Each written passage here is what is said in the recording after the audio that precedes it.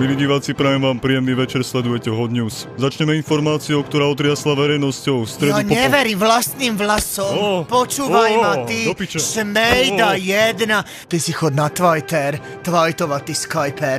Vážení, prepačte, bolo to osobné, ale vy tu neberte osobne. Máme tu Newsy a je tu s vami váš obľúbený René, takže čauko.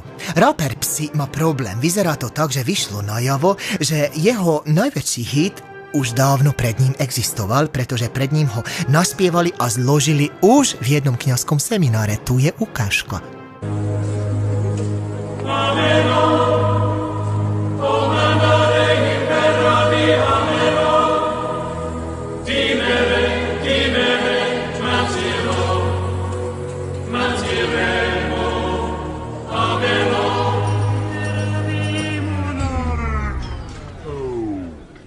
To je seminár. Kňazský seminár. Hej, hej, hej, hej. To je seminár. Kňazský seminár. Hej, hej, hej, hej.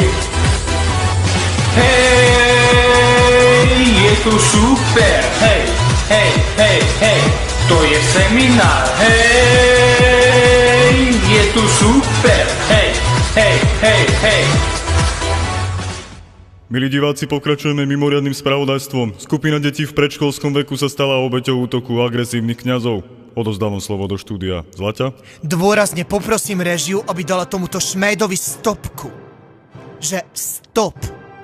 Chápeš? Peťo Šmejda, stop. Na záver tu mám ešte jednu príjemnú správu, vážení moji. Ja vám teraz, teda nie ja, ale naša televízia vám predstaví nové staničné jingle s našimi osobnosťami. Kúkajte, o týždeň sa vidíme. Čoko!